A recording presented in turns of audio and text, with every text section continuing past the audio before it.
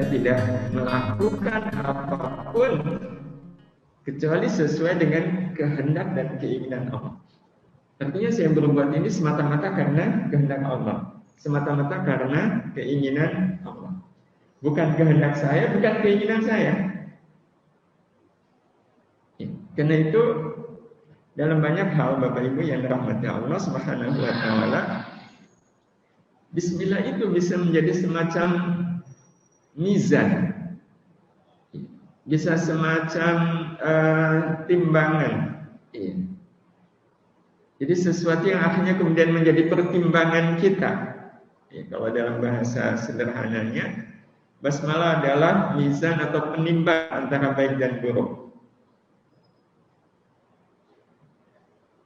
Jadi bisa menjadi salah satu pertimbangan apakah saya melakukannya atau tidak melakukannya. Kalau saya melakukannya berarti itu baik, saya tidak melakukannya karena itu buruk. Dan salah satu alat penimbangnya adalah basmalah. Yakni berani nggak kita memulai apa yang kita lakukan itu dengan mengucapkan bismillah. Mau makan, berani nggak kita mengucapkan bismillah? Berani. Mau minum, berani. Mau tidur, berani. Mau ngerasani orang, berani nggak Bapak Ibu? Ada 5 orang yang ngumpul, memang rencananya mau ngerasani orang. Berani nggak salah satu di antaranya mengatakan nih, Bapak-bapak kita mau ngerasani orang nih. Biar kita ngerasani orang berkah, yuk kita awali dengan mengucapkan Bismillahirrahmanirrahim. Wah, kalau betul-betul iya, wah, ini nantang betul. Dia sudah membawa nama Allah, mengatasnamakan Allah, tapi melakukan sesuatu yang tidak sesuai dengan keinginan Allah. Gubernur saja, kalau seandainya wakilnya menyampaikan sambutan tidak sesuai dengan apa yang diinginkan dan dikehendaki, dan akhirnya gubernur tahu kalau sang wakil ini menyampaikan sambutan itu keinginan dia, itu kehendak dia, tapi mengatasnamakan gubernur, padahal gubernur nggak seperti itu. Wah, ketika gubernurnya tahu kira-kira sang wakil ini bakal diapakan, kalau nggak dipecat itu masih lumayan. Ini yang membuat kita takut Bapak Ibu yang dirahmati Allah Subhanahu wa taala. Kalau kita melakukan satu aktivitas yang ternyata tidak sesuai dengan kehendak dan keinginan Allah Subhanahu wa taala. Nah, sehingga sederhana sebenarnya bicara soal baik dan buruknya sebuah tindakan. Kalau harus belajar fikihnya kan kelamaan deh. Ini saya mau lakukan ini, tapi ini saya bingung, saya melakukannya atau enggak ya? Saya melakukannya atau enggak? Jadi kita fikirnya ini udah mendesak nih. Ya tinggal lihat aja. Kalau kemudian katakanlah mau motong jalan gitu ya, saudara saya tahu ini ada kendaraan lain yang dia lebih berhak. Jadi kalau saya mengucapkan Bismillah udah membawa nama Allah, udah jelas Allah nggak suka kalau saya melakukan sesuatu yang menyusahkan orang lain. Jadi harusnya Bapak Ibu yang dirahmati Allah, Bismillah ini selalu kita bawa dalam seluruh aktivitas hidup kita. Kita mau nginjek sendal orang lain, harusnya pakai Bismillah enggak? Yang nginjek itu kan satu tindakan, satu amal. Ya, kalau kemudian kita ingat dengan Bismillah, kamu suka nggak saya nginjek sendal orang lain? Tentu saja enggak. Dan memang kullu amrin dzibadin la yubda'u fihi bismillahirrahmanirrahim, itu meniscayakan apapun yang kita lakukan harus kita awali dengan Bismillah. Sekedar mau parkir juga harusnya kan pakai Bismillah dulu. Ya, Bismillah saya mau parkir. Kalau saya parkir di sini akan menyusahkan banyak orang, nggak menyusahkan. Nah ini berarti nggak sesuai nih. Ini kalau atas nama Allah, Allah bisa nggak ridho, saya nggak mau. Jadi Bapak Ibu yang dirahmati Allah Subhanahu wa taala, ini salah satu ya pengaruh dari basmalah. Nah, pengaruh lain dari basmalah ini, dalam kalimat basmalah ini yang disebut adalah nama Allah. Ya, nama Allah. Kita tahu Allah itu punya banyak nama, yang kemudian disebut dengan Al-Asmaul Husna. Allah adalah salah satu nama itu. Selain Allah nanti ada Ar-Rahman, Ar-Rahim, Al-Malik, Al-Quddus, sampai As-Sabur. Itu nama yang diajarkan oleh Nabi kita Muhammad sallallahu alaihi wasallam. Tapi dari sekian banyak nama Allah, maka nama yang paling agung itu adalah nama dan nama Allah inilah yang disebutkan oleh Allah untuk kita di kalimat basmalah. Karena nama Allah itu adalah nama yang paling agung, sering disebut sebagai Ismul Jalalah. Maka Bapak Ibu yang dirahmati Allah Subhanahu wa taala, penyebutan nama Allah di dalam kalimat bismillah ini memberikan pengaruh yang tidak sederhana. Pengaruhnya luar biasa. Bagi siapa? Bagi yang memahami hakikat nama Allah. Dan nama Allah adalah nama yang menyimpan segala keagungan, kebesaran, dan kesempurnaannya. Nah, nama Allah ini yang kita sebut ketika kita mau melakukan satu amal. Otomatis pengaruhnya apa Bapak Ibu? Kalau Bapak Ibu menyampaikan sambutan, ditunjuk menyampaikan sambutan atas nama gubernur dengan atas nama Pak Lurah, itu kira-kira sama nggak Bapak Ibu waktu di podium? Beda. Iya. Kalau atas nama Pak Lurah itu ringan nggak? Ringan.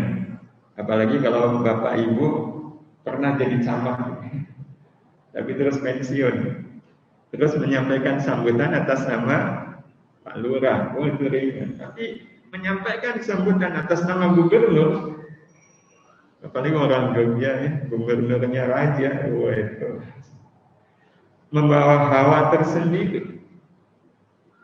Dan itulah yang terjadi pada saat kita melakukan apapun. Ini saya melakukannya betul-betul atas nama Allah. Atas nama Allah. Sementara Allah, dalam banyak buku tentang Al-Asmaul Husna, salah satunya ini yang saya nukil dari kalimat yang disampaikan oleh beliau, Syekh Muhammad Mutawalli Asy'arawi, seorang ulama Al-Azhar, di kitab beliau Asma'ullahi Al-Husna. Nah, beliau menyebutkan di kitab itu kalimat Allah, beliau menyebutnya dengan ungkapan huwal ismud dal ala dzatil jami'ah li sifatil uluhiyah. Al-ismud dalu ala dzatil jami'ah li sifatil uluhiyah, yang memiliki makna kita lihat sebentar. Al-ismul jami'ah yakni nama ad-dalu yang menunjukkan ala dzat atas zat, yakni zat Allah, al-jami'ah yang mengumpulkan li sifatil uluhiyah terhadap semua sifat uluhiyah.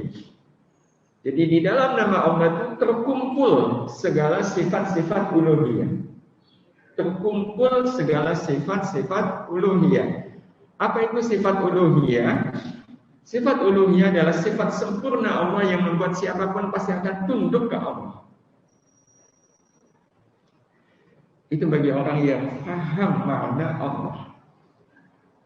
Dan itu menjadi hal yang sangat penting bagi kita untuk betul-betul mengerti hakikat nama Allah itu. Selama ini kita kagum mendengar nama Allah, tapi dalam keadaan kita belum paham segala kesempurnaan yang tersimpan di dalam nama Allah itu. Akibatnya apa Bapak Ibu? Akibatnya ketika mendengar nama Allah yang biasa-biasa saja. Padahal bagi orang yang paham betul hakikat makna yang tersimpan di dalam kalimat Allah,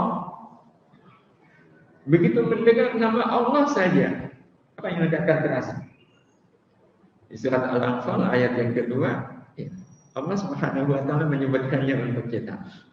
Innamal mu'minuna alladzina idza dzukirallahu wajilat qulubuhum. Yang namanya orang yang beriman itu adalah orang yang ketika disebutkan nama Allah, wajilat qulubuhum, tergetar hatinya. Tergetar hatinya. Itu bagi orang yang paham betul arti dan hakikat makna Allah. Dan ini sebenarnya alami Bapak Ibu. Alami bagi orang yang mengerti hakikat makna Allah.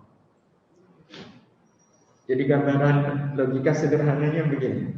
Kira-kira perasaan kita sama nggak kalau seandainya kita dikenalkan dua orang? Dikenalkan dua orang. Ya kenalkan ini Kopral Andi. Begitu kita dikenalkan. Ini Kopral Andi. Kalau ini, beliau ini Jenderal Budi. Yang satunya Kopral, yang satunya Jenderal. Perasaan kita sama nggak? Antara menghadap Kopral Andi dengan Jenderal Budi. Sikap kita sama nggak Bapak Ibu? Beda. Kenapa beda? Yang satu Kopral, yang satu Jenderal. Itu yang membuat kita menyikapi keduanya dengan sikap yang berbeda. Kenapa kita menyikapinya berbeda? Oh, sama-sama manusia, sama-sama orang. Yang membuat sikap kita berbeda adalah yang satunya Kopral, yang satunya Jenderal. Nah, terus kenapa sikap kita beda? Karena kita ngerti Kopral itu apa, Jenderal itu apa. Coba kalau orang nggak ngerti Kopral itu apa, Jenderal itu apa, sikapnya sama atau beda? Ya sama. Karena dia nggak paham apa itu Kopral, apa itu Jenderal. Maka begitulah ketika orang tidak paham ya, makna Allah, disebut nama Allah. Ya, apa yang disebutkan oleh Allah di surat Al-Anfal ini nggak terjadi. Wajilat qulubuhum itu nggak terjadi. Kenapa? Karena nggak paham. Tapi bagi orang yang paham betul disebutkan nama Allah, sudah langsung wajilat qulubuhum. Ini yang mengatakan adalah Allah. Karena itu memang kajian ma'rifatullah itu menjadi hal yang sangat penting. Dan awal dari kita mengkaji ma'rifatullah adalah memahami hakikat dari nama Allah itu sendiri. Ya.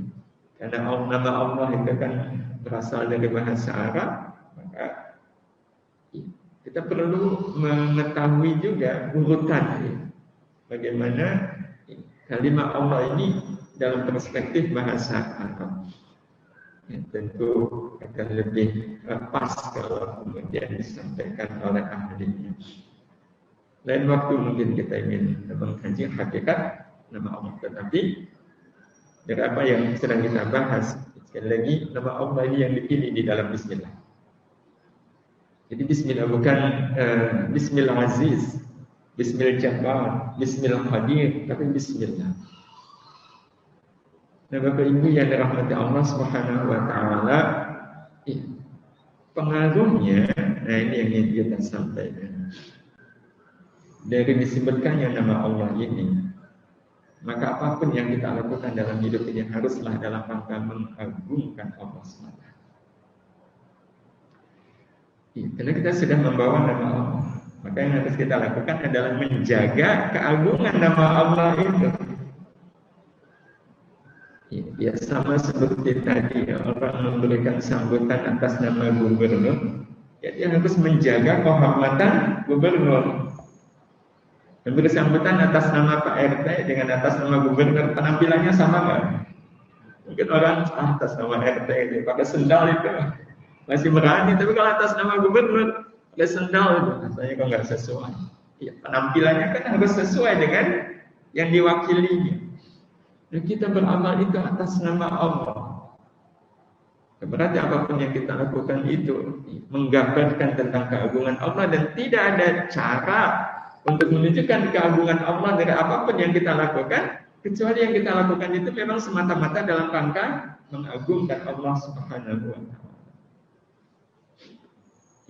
Mengagungkan Allah.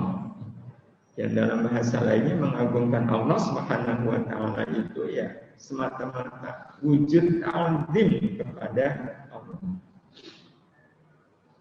Apapun yang kita lakukan itu adalah wujud ta'zimnya kita kepada Allah Subhanahu wa Ta'ala. Dan cara terbaik dari apa yang kita lakukan, ya, bahwa yang kita lakukan itu adalah bagian dari ta'zim kita kepada Allah adalah kita meniatkan apapun yang kita lakukan itu sebagai wujud ibadah kita kepada Allah Subhanahu wa Ta'ala. Dan pengertian sederhana yang menjadikan apapun yang kita lakukan bernilai ibadah adalah apapun yang kita lakukan itu tujuannya untuk akhirat. Tujuannya untuk akhirat. Ada orang tua yang anaknya menyampaikan, alhamdulillah, saya bisa beli rumah. Saya, alhamdulillah juga sudah bisa beli kendaraan. Umumnya orang tua kalau dikasih tahu anaknya sudah bisa beli rumah, sudah punya mobil, kendaraan, umumnya senang. Tapi beliau ini tidak langsung menampakkan senangnya. Kalau orang tua ini bilang, nah, sebentar, Bapak Ibu belum bisa bahagia. Kamu ngasih tahu sudah punya rumah. Bapak pengen tahu dulu, kamu bisa beli rumah itu sudah zakat belum? Sudah infak belum? Sudah sedekah belum? Sudah wakaf belum? Kalau belum, betul-betul Bapak Ibu tidak bahagia. Kamu bisa beli. Ini berarti sang ayah, sang ibu ini ngajarin apa ke anaknya? Akhirat lebih penting daripada dunia. Pak, jabatan saya di kantor naik ini, saya jadi kepala apa? Orang tuanya nggak langsung bahagia sebentar. Bapak Ibu belum bisa bahagia. Sebelum Bapak Ibu melihat jabatan kamu ini membuat hidupmu bermanfaat untuk banyak orang. Bapak hanya akan bahagia kalau dengan jabatanmu yang tinggi ini engkau tetap tawadhu, engkau tetap merendah, engkau tidak sombong, engkau tidak menganggap yang lain lebih rendah. Itu yang membuat Bapak Ibu bahagia. Ini berarti Bapak Ibu yang dirahmati Allah, apa yang dia lakukan itu betul-betul semata-mata bismillahnya masalah kuat. Jadi begitu memang pengaruh dari bismillah ini. Apapun yang kita lakukan adalah wujud dari ta'zimnya kita kepada Allah Subhanahu wa Ta'ala. Termasuk Bapak Ibu yang dirahmati Allah, kita sebagai orang tua memuji anak. Bismillah sebenarnya ngajarin kita untuk apapun pujian anak kita harus pujian yang bernilai akhirat. Orang tua yang betul-betul bismillahnya menjiwai itu nggak berani memuji anaknya karena faktor dunia yang ada pada anak. Wah, kamu ini cantik sekali, pantas jadi anaknya ibu. Nah, itu berarti si ibu ini memuji anaknya dengan pujian dunia atau pujian akhirat. Pujian. Ya, pujian dunia. Pujian yang terbaik kita kepada anak adalah karena prestasi akhirat.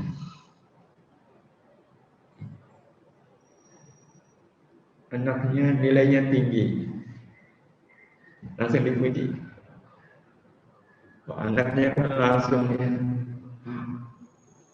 nilainya 10 semuanya. Orang tua yang pengen ngajarin akhirat sebentar, kamu dapat nilai 10 ini. Matematika kamu 10, Bapak nanya, nilai salat kamu berapa? Saya coba bandingkan ya, nilai salatmu dengan nilai matematika, lebih tinggi mana? Ya, kalau nilai salatnya belum 10. Ya. Jadi kan nilai matematikamu yang 10 ini membuat kamu bersemangat untuk menjadikan nilai salatmu, nilai ibadahmu, nilai Qur'anmu juga sama 10. Ini akan membuat anak itu sudah mengenal akhirat sedari kecil. Cara-cara seperti ini akan membuat anak ini memahami bahwa kebanggaan orang tua saya adalah bukan karena dunia saya. Kebanggaan orang tua saya adalah karena akhirat saya. Sehingga kemanapun anak pergi, kita akan selalu ingat. Ternyata orang tua saya lebih bahagia dengan akhirat saya daripada dengan dunia saya. Tentu tidak berarti kemudian tidak mengejar prestasi dunia. Kita juga perlu menguatkan anak-anak kita dengan prestasi dunia, tapi pastikan bahwa prestasi akhirat lebih tinggi daripada prestasi dunia. Bapak Ibu yang dirahmati Allah Subhanahu wa taala, jadi pendek kata apapun yang kita lakukan itu semata-mata dalam rangka ta'zim kita kepada Allah Subhanahu wa taala. Bapak Ibu membelikan baju untuk anak-anak mahal. Pakai bismillah enggak? Ya harus pakai lah. Kalau enggak, ya berkah gitu. Iya, karena membelikan baju itu amal. Bismillahirrahmanirrahim. Saya membelikan baju untuk anak. Ya karena mengucapkan bismillah, kita beli baju untuk anak itu dalam rangka apa? Ya soalnya teman-temannya pakaiannya mahal-mahal ya. Anak saya jadi minder. Saya juga malu, anak saya tidak sekeren anaknya tetangga. Nah kalau tujuan membelikan baju untuk anak-anak dalam rangka seperti itu nyambung nggak dengan bismillah? Ya nggak sesuai. Bismillah memberikan pengertian kepada kita bahwa ketika kita membelikan baju yang mahal untuk anak-anak itu tujuannya dalam rangka apa? Ta'zim. Saya membelikan baju mahal untuk anak-anak yang dipakai sholat, yang dipakai baca Quran, yang dipakai untuk cari ilmu, yang dipakai untuk menghormati tamu. Jauh dari keinginan, harapan agar anak kita keren. Tidak kalah dengan teman-temannya. Itu sebenarnya pengaruh dari bismillah bagi hidup dan kehidupan kita.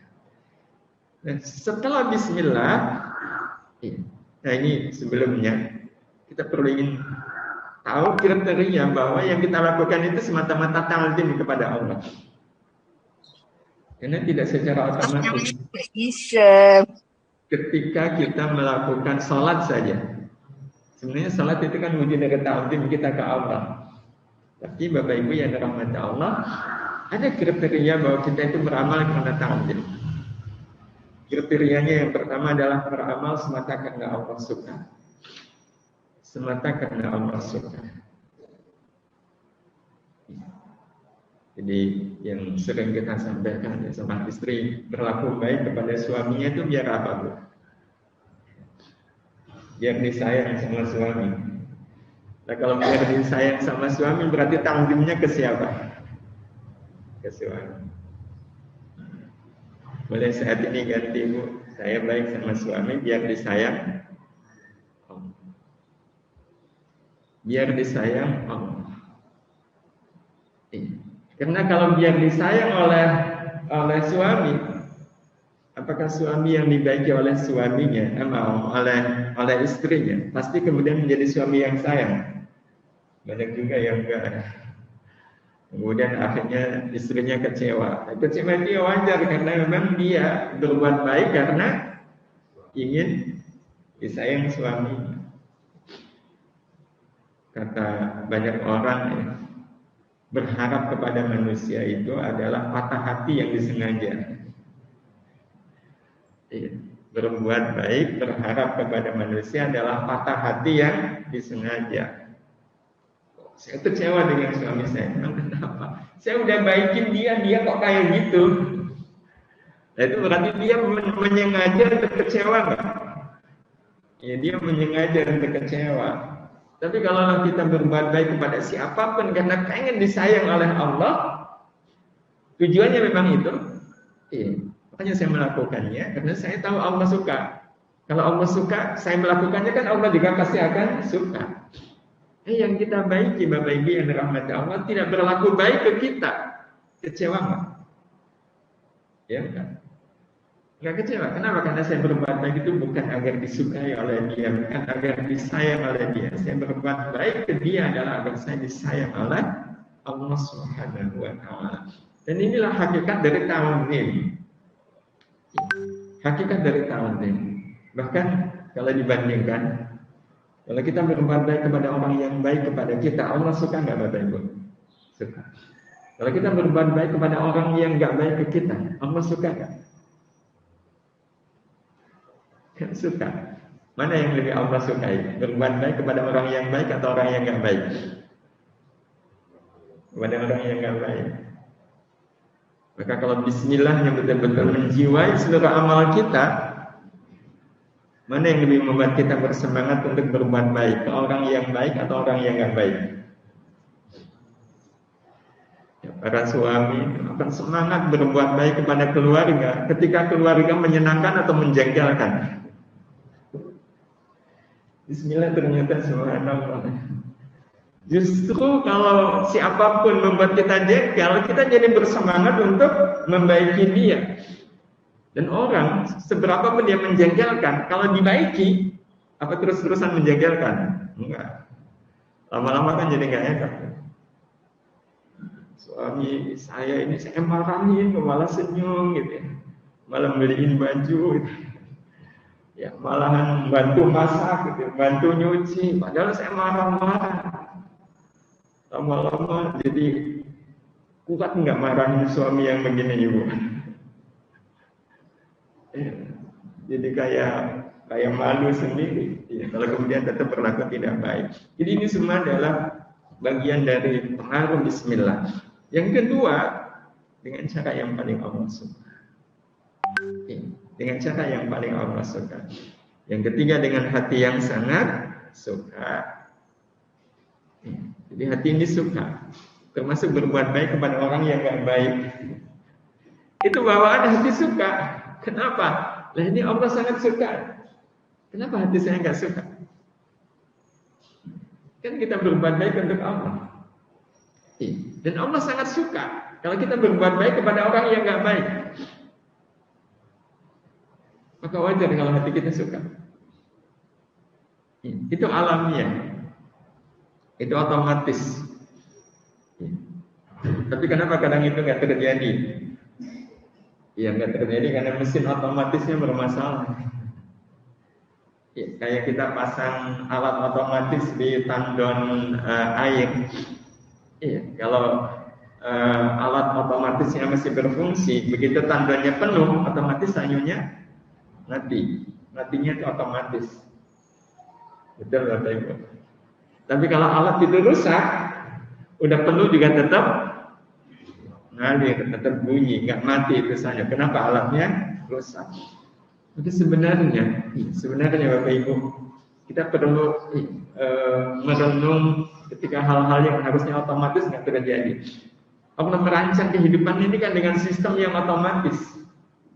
Nah, salah satu sistem otomatis Allah merancang kehidupan ini. Kita justru bersemangat untuk berbuat baik kepada orang yang nggak baik, melebihi semangat kita berbuat baik kepada orang yang baik ke kita. Itu udah otomatis. Kenapa? Pahalanya lebih banyak. Bapak Ibu, kira-kira otomatis nggak kalau seandainya Bapak Ibu ditawarin dua jenis pilihan? Yang satu amplop, bagus sekali amplopnya, tapi Bapak Ibu tahu isinya uang 2.000 perak. Yang satunya lagi amplopnya lusuh. Udah kelihatan ada, ya pokoknya lusuh, nggak menarik.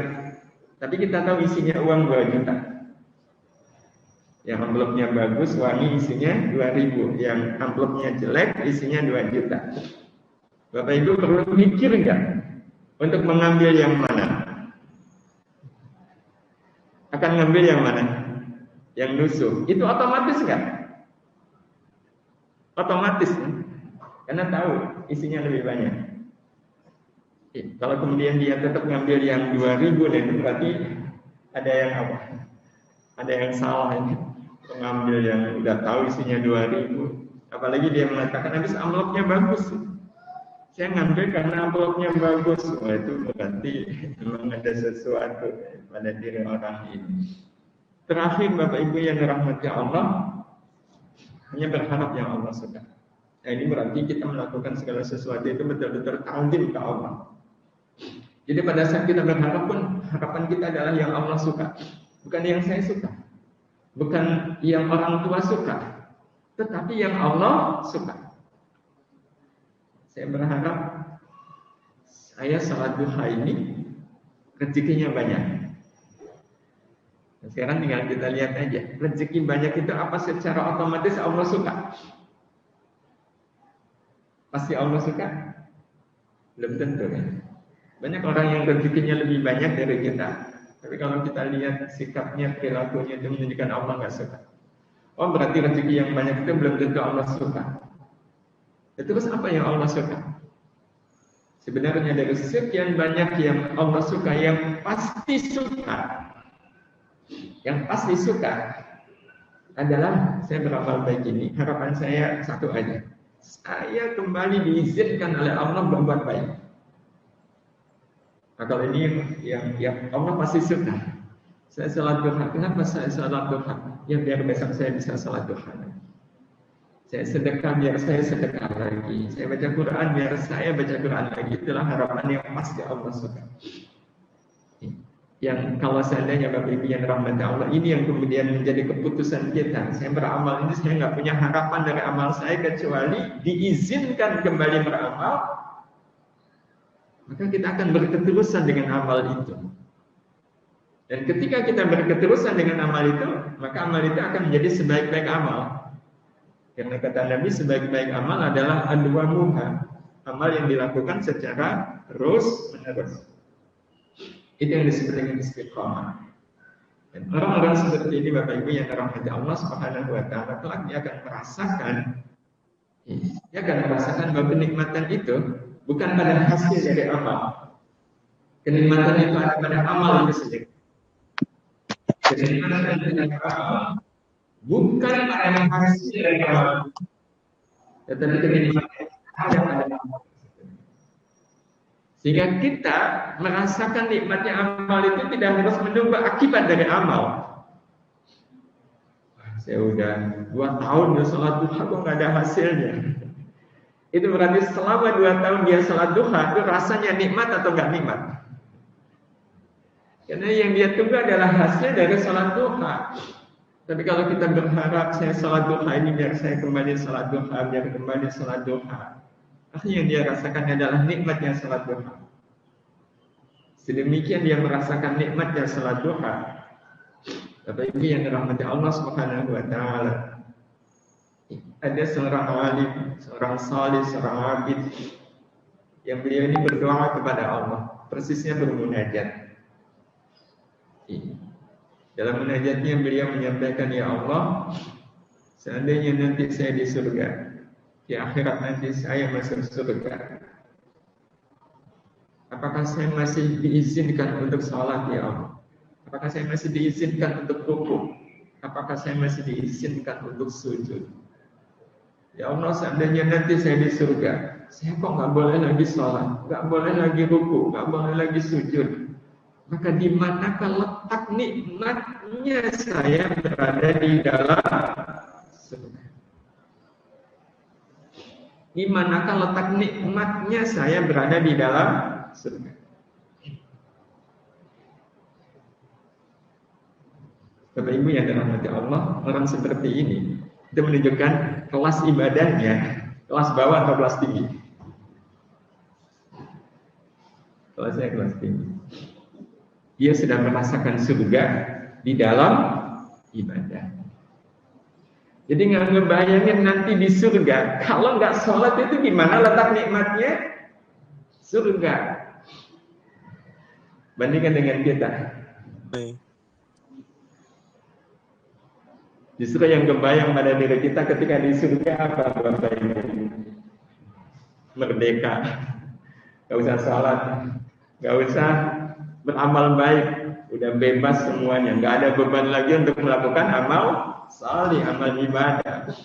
Yang kebayang di surga apa Bapak Ibu? Makanan yang enak, minuman yang lezat. Itu sebenarnya sudah menggambarkan kelas kelas ibadah seseorang. Sebenarnya Bapak Ibu yang dirahmati Allah Subhanahu wa taala, ketika kita beribadah, beramal saleh dan mengharapkan surga, dan yang kebayang pada diri kita surga itu makanannya enak, minumannya lezat, segalanya enak, itu salah nggak Bapak Ibu? Salah? Ya enggak. Memang surga itu kan tempat yang penuh dengan kenikmatan. Tapi sekali lagi itu menggambarkan kelas ibadah kita. Dibanding kalau seandainya ada orang yang beribadah, ketika ditanya, Pak, Bu, kenapa kok rajin sekali ibadah? Buat apa? Ya, biar saya masuk surga. Biar saya masuk surga. Ketika ditanya dikerjakan, ya, emang kenapa masuk surga? Yang saya inginkan ketika saya di surga adalah saya punya